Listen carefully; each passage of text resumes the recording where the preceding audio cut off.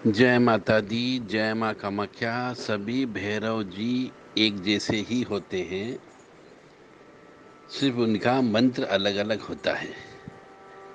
साधना सब भैरव जी की एक जैसे ही होती, एक ही प्रकार से होती है।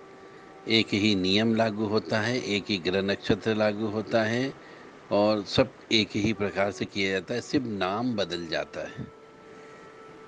तो भटको मत, इधर उधर मत जाओ, एक ही नाव में पैर रखो। 10 गुरुओं के चक्कर में फंसोगे तो कुछ भी हासिल नहीं होगा। किसी भी एक को, जिसको आपका मन पड़े, दिल पड़े, उस गुरु के पास जाओ, विधि विधान से गुरु दीक्षा लो और पूर्ण समर्पण भाव से, त्याग की भावना से उनसे ज्ञान प्राप्त करके फिर साधना लाइन में आगे बढ़ो।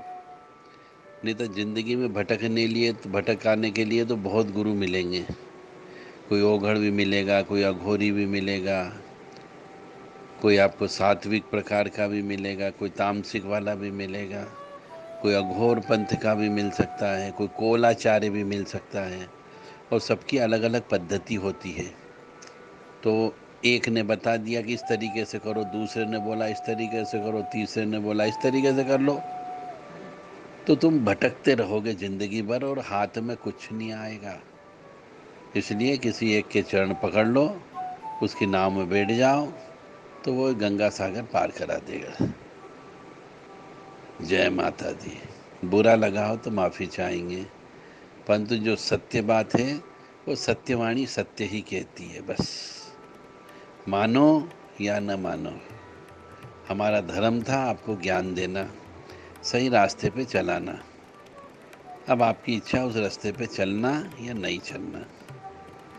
गुरु जो है उंगली पकड़ के नहीं चलाएगा, वो सिर्फ बताएगा कि ये 5 रास्ते हैं, जिसमें से इस रास्ते पर चलोगे तो कंकड़ मिलेंगे, इस रास्ते पे चलोगे तो पत्थर मिलेंगे, इस रास्ते पे चलोगे तो कांटे मिलेंगे और इस रास्ते पे चलोगे तो फूल मिलेंगे। अब जो साहसी व्यक्ति होता है, ज़्यादा योद्धा होता है, वो कहता मैं पत्थर पे चलना चाहता हूँ, मुझे पत्थर पे चलने पे आनंद आता है, तो वो पत्थर पे चलता है कोई साधक।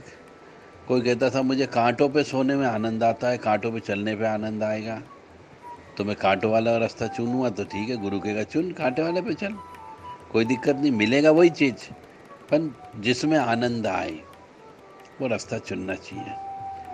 कोई कहेगा कि मुझे तो रेतीला स्थान अच्छा लगता है, तो रेतीले वाले स्थान से जाओ।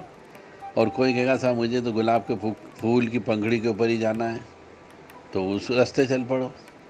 तो रास्ते सब अलग अलग हैं, पर पहुँचोगे एक ही जगह। अब कोई कष्ट भोग करके पहुँचता है, किसी को कष्ट भोगने में आनंद आता है, किसी को बिना कष्ट के आनंद आता है कि यार कष्ट नहीं आना चाहिए। और कुछ ऐसे भी होते हैं जो कहते हैं सब आधा कष्ट और आधा आनंद दोनों में चलेगा, तो कुछ ऐसा रास्ता भी चुनते हैं। ये आपकी इच्छा पे निर्भर करता है। माँ भगवती जगत जननी और भैरू जी महाराज दोनों की कृपा आप पे बनी रहे।